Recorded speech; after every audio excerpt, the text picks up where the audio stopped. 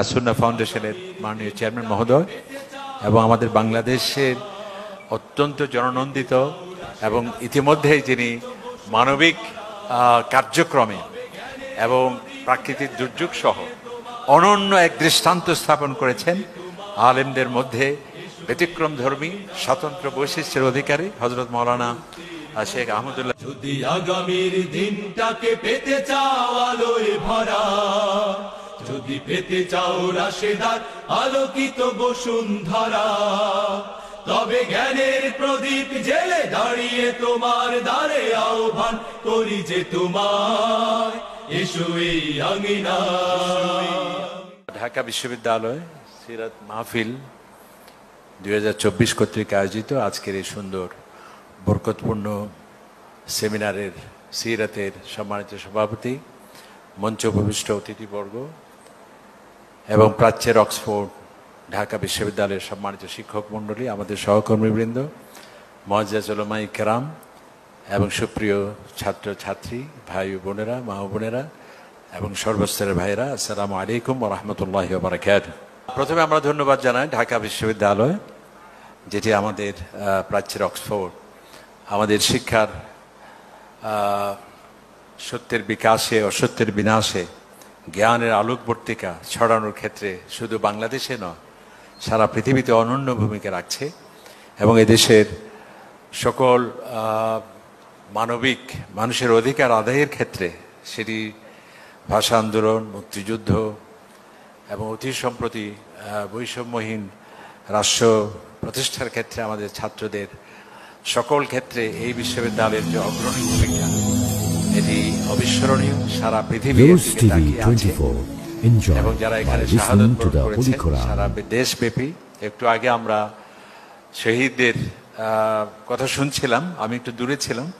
একজন বাবা যখন বক্তব্য দিচ্ছিলেন, ভাই যখন বক্তব্য দিচ্ছিলেন, আমরা সত্যি অত্যন্ত মর্মাহত এবং খুবই অশ্রুসিক্ত এবং আবেগাপ্লুত হয়ে পড়ছি এবং আমরা কান্না এবং অশ্রুকে নিয়ন্ত্রণ করাটা আমাদের কঠিন হচ্ছে। তবে আমরা শুধু দোয়াই করতে পারি আল্লাহ তাআলার কাছে, আল্লাহ তাআলা তাদেরকে জান্নাতুল ফেরদৌস নসিব করুন, আমিন। তো আমাকে বিষয় দেওয়া হয়েছে শিক্ষা এবং জ্ঞান বিস্তারে নবী করিম সাল্লাল্লাহু আলাইহি ওয়াসাল্লাম। এই বিষয়টি অত্যন্ত গুরুত্বপূর্ণ। যেমন উনি বলেছেন যে নারীদের ক্ষেত্রে ইসলামের যেমন অভিযোগ করা হয়, ঠিক তেমনি আরেকটি অভিযোগ হলো, সেটি হচ্ছে ইসলাম মানে হলো, ধর্ম মানে হলো, ধার্মিকতা মানে পশ্চাৎপদতা, ধার্মিকতা মানে হচ্ছে জ্ঞান বিজ্ঞান পরিপন্থী, ধার্মিকতা মানেই হলো যেন বিজ্ঞান মনস্ক জাতি গঠনে বাধা, ধর্ম মানেই হচ্ছে একটা কুসংস্কার, ধর্ম মানেই হচ্ছে একটা জড়তা, অন্ধবিশ্বাস, অন্ধ আনুগত্য, এই ধরনের অভিযোগগুলো দেওয়া হয়। তবে সেগুলো নিতান্ত মূর্খতাজনিত, কোরআন হাদিসের সম্পর্কে তাদের জ্ঞানের অভাবে এই কথা বলে থাকে। ইসলাম এর থেকে যোজন মাইল দূরে, বরং ইসলাম হচ্ছে শিক্ষার ধর্ম, জ্ঞানের ধর্ম এবং বিজ্ঞানের ধর্ম, সত্যের বিকাশের ধর্ম, অসত্যের বিনাশের ধর্ম। এবং যত বেশি জ্ঞান বিজ্ঞান বিকশিত হবে, ততই মানুষের কাছে এটি অকাট্যভাবে প্রমাণিত হবে ইসলাম সত্য, কোরআন সত্য, নবীজি সত্য। সেজন্যে সকল নবীরা, একটু আগে যে আমি হাদিসটা তেলাওয়াত করেছি, আল্লাহ নবী ইরশাদ করলেন, আমি সমগ্র মানবতার শ্রেষ্ঠ শিক্ষক হিসেবে আল্লাহ তাআলা আমাকে পাঠিয়েছেন। আলহামদুলিল্লাহ, সকল নবীরাই শিক্ষক ছিলেন। এবং এই যে জ্ঞানের বা শিক্ষার বিস্তারের যে নবীকে ইসলামী সর্বপ্রথম উদ্বোধন করলেন, এর আগে আমরা অন্ধকারে ছিলাম, সারা পৃথিবী তেমনটি নয়। আল্লাহ তাআলা বলছে, কুল, হে নবী আপনি বলুন, মা কুনতু বিদআম মিনার রাসূল, আমি কোনো নতুন নবী নই যে হঠাৎ করে এসেছি, আমার আগে অসংখ্য নবী এই পৃথিবীতে এসেছেন এবং প্রত্যেক নবী তারা আলোকিত করেছেন সমাজকে, জ্ঞানের কথা বলেছেন, আলোকবর্তিকা ছড়িয়েছেন এবং মানুষকে স্রষ্টা এবং সৃষ্টির মাঝে তারা সম্পর্ক পরিচিতি তুলে ধরেছেন এবং কুসংস্কারকে দূর করে সত্যকে তারা আলোকিত করেছেন। এই জন্যে শুধু আমাদের নবী বিজ্ঞানীদের মহাবিস্ময় নয়, আগেকার যারা নবী ছিলেন, এক একজন নবী তাদের এক একটি মুজিজাতে আজকের আধুনিক বিজ্ঞান বিস্মিত। যেমন দেখুন হজরতে সুলাইমান আলাইহিস সালাম। কারণ কি? কারণ আমরা জ্ঞানের ক্ষেত্রে অগ্রসর স্থান, অনগ্রসর স্থান বলি। অর্থাৎ যারা রাজধানীতে আছে তারা ভালো জানবে, যারা মফস্বল আছে তারা জানবে না, এই যাতে না হয় আল্লাহ তাআলা জ্ঞানের আলো ছড়িয়ে দেওয়ার জন্যে সারা পৃথিবীতে লিকুল্লি কওমিন হাদ, প্রত্যেকটা সম্প্রদায় আমি নবী পাঠিয়েছি জ্ঞানের আলো ছড়িয়ে দেওয়ার জন্য। ওয়া ইম মিন উম্মাতিন ইল্লা খালা ফিহা নাদির, প্রতিটি জাতিতে জাতিতে আমি নবী প্রেরণ করেছি জ্ঞানের আলো ছড়িয়ে দেওয়ার জন্য। ওয়াদরিব লাহুম মাসালা আসহাবাল কারিয়া, এমনকি গ্রামে গ্রামে আমি নবী পাঠিয়েছি। সুবহানাল্লাহ। অর্থাৎ কেউ যাতে বলতে না পারে আমরা অনগ্রসর ছিলাম, আমরা জ্ঞানের আলো থেকে আমরা বিচ্ছিন্ন ছিলাম, এটি যাতে না হয়।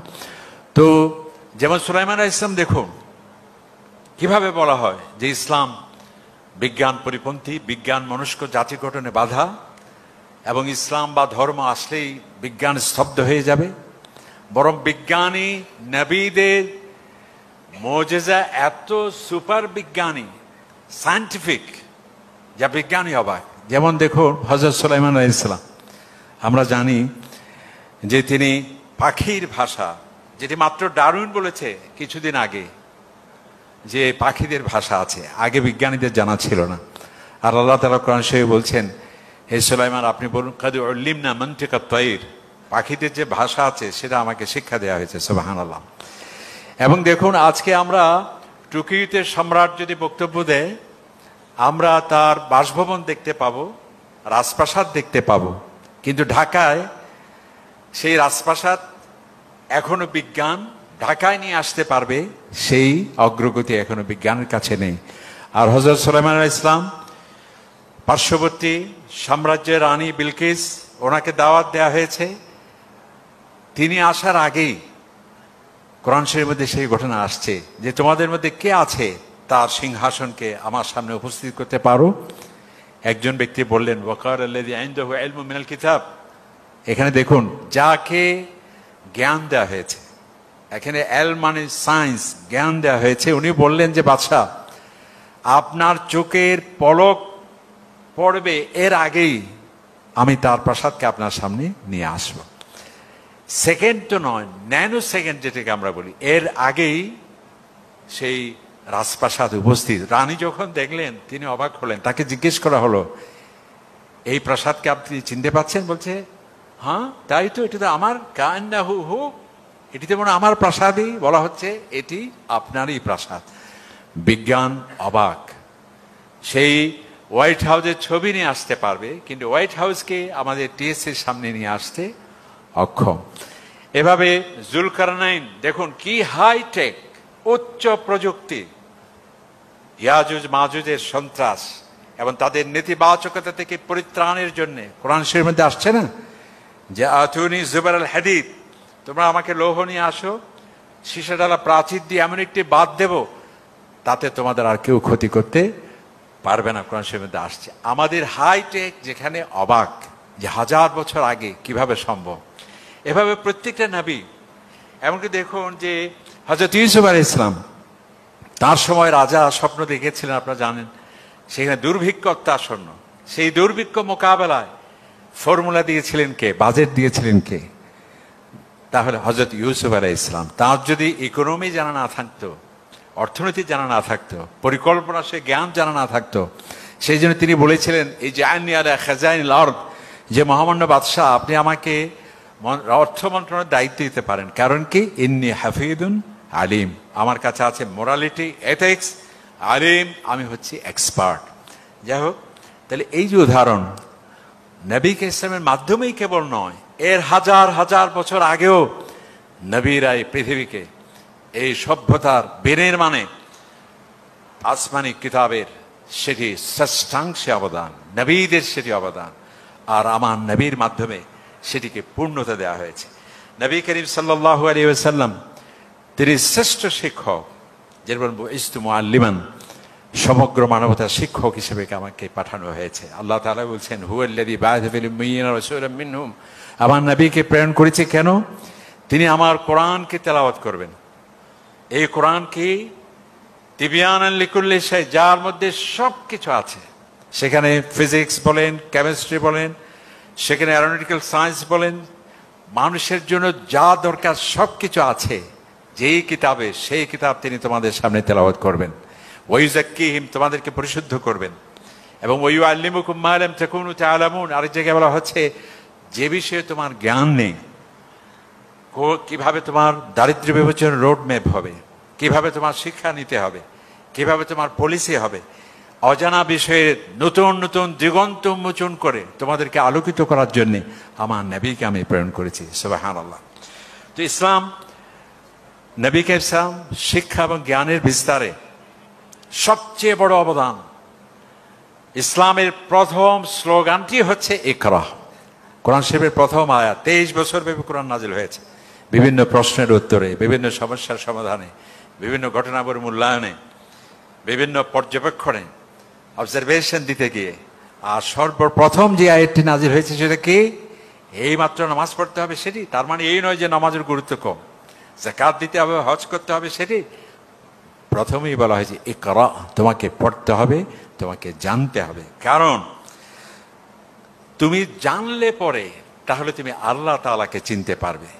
আল্লাহ তাআলা সেই জন্য কোরআনে বলছেন ফা'লাম, যারা বলে যে ধার্মিকতা মানি পশ্চাৎপদতা, ধার্মিকতা মানি কুসংস্কার, ধার্মিকতা মানি বিজ্ঞানের অগ্রযাত্রার ক্ষেত্রে বাধা, আপনারা কোরআনের স্লোগান দেখুন, প্রথম স্লোগানই হচ্ছে ইকরা, তোমাকে পড়তে হবে। আল্লাহ তাআলা বলে ফা'লাম আন্নাহু লা ইলাহা ইল্লাল্লাহ, তুমি, আমি যে আল্লাহ তাআলা, আমাকে চিনতে হলে আগে তোমার জ্ঞান অর্জন করতে হবে। যত তোমার জ্ঞানের মাত্রা বেশি হবে, ইন্নামা ইয়াখশাল্লাহ মিন ইবাদিল উলামা, যত তোমার জ্ঞান হবে তত বেশি তুমি আমাকে চিনতে পারবে। কারণ কি? জ্ঞানের, ঈমানের আগে জ্ঞানের কথা বলা হলো কেন? কারণ একজন বিজ্ঞানী যখন সে দেখতে পায়, এই যে আমরা অক্সিজেন গ্রহণ করছি, শতকরা 21 ভাগ এই বাতাসের মধ্যে, যদি সেটি শতকরা 5 ভাগ হয়, ইন্না লিল্লাহি ওয়া ইন্না ইলাইহি রাজিউন। যদি সেটি শতকরা 50 ভাগ বা এর থেকে বেশি হয়, দাহ্যমান বস্তুতে আগুন আর আগুন। তাহলে এমন কি হলো যেটি কমেও না আবার বৃদ্ধিও হয় না? তাহলে সে বুঝবে যে এই গাণিতিক নিয়ম, এটি অবশ্যই আকস্মিক কোনো ঘটনা নয়, এটা কোনো ন্যাচারাল কোনো খেলা নয়, এটি কেবল প্রকৃতিবাদীদের যে স্লোগান সেটি নয়, অবশ্যই একজন নিয়ন্ত্রণ করছেন, তিনি হচ্ছেন আল্লাহ। এই জন্যই আল্লাহ তাআলা বলছেন ফা'লাম, তোমার যদি তুমি জ্ঞান অর্জন করে তাহলে তুমি আমাকে বুঝতে পারবে। এবং ইসলাম সেজন্যে যে জ্ঞানের যত বেশি প্রচার হবে, প্রসার হবে, সেটিকে সবচেয়ে অগ্রাধিকার দেওয়া হয়েছে।